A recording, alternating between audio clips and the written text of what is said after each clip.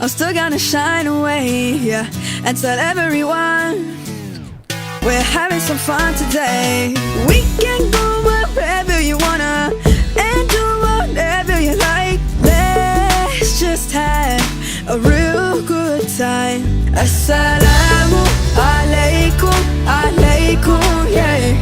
Assalamu alaikum, alaikum, yeah. Assalamu alaikum, alaikum, yeah. Assalamu alaikum, alaikum, yeah.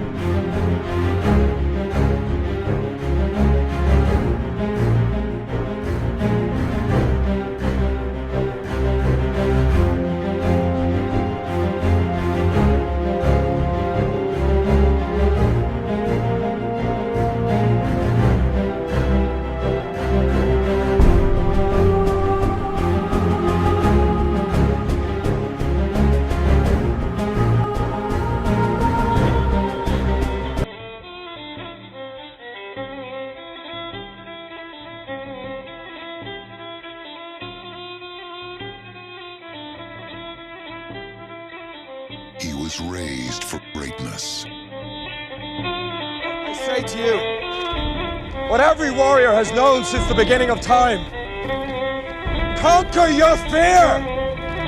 And I promise you, you'll conquer death! Loved for his strength. All your great victories fade! It will always be remembered! You left your king in Asia! And driven by his passion. Because you've fallen in love with all the things in life that destroy men!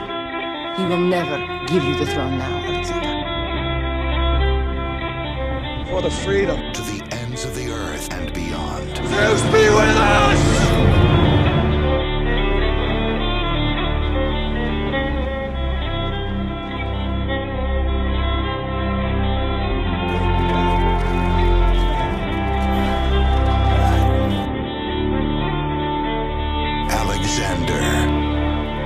Meet Alexander the Wee.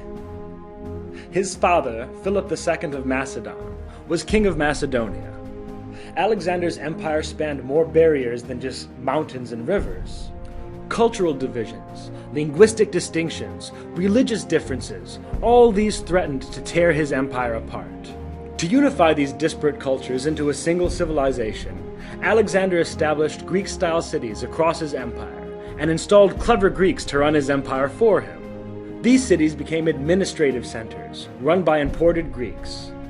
To make the new Greek administrators feel at home, each city strove to be more Greek than Greece. In a relatively short time, Greek went from an obscure language spoken in a tiny corner of the world into the official language of an empire spanning some 2 million square miles.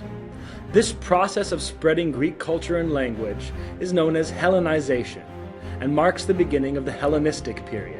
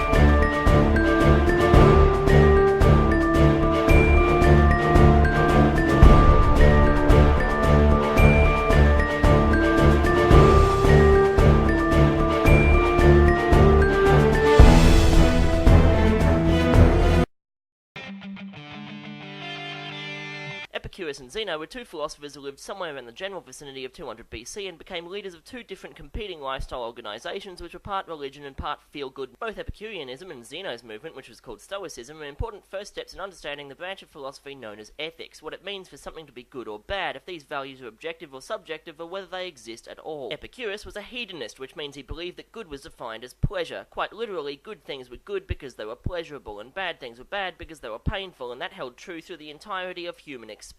Epicureanism was therefore all about being satisfied by the absolute bare minimum you need to be happy, so Epicurus and his followers lived in a garden away from society, ate only bread and rice, and generally tried to do as little with their lives as possible. In an Epicurean could muster was meh. Zeno and the Stoics saw things differently. Zeno figured that although living in a house, eating a balanced diet, and winding down at the end of the day over a couple of hours in World of Warcraft may not be possible for everybody in every situation, it was at the very least realistic. Zeno didn't define good as pleasurable, but rather believed that good was virtue, and instead of pain he defined bad as vice. In fact, because the Stoics believed pleasure was a kind of vice, they thought pleasure was bad. That's why they were Stoic. Zeno taught that it wasn't exactly the desire of pleasure that caused grief in our lives, but rather unrealistic expectations. The Epicureans and the Stoics form the two most influential moral systems of Hellenistic Greece, and elements of one or the other permeate through just about every modern ethical system in the Western world today. Although they opposed each other in many significant ways, the one thing the Epicureans and the Stoics really had in common was the fact that they were all incredibly boring people.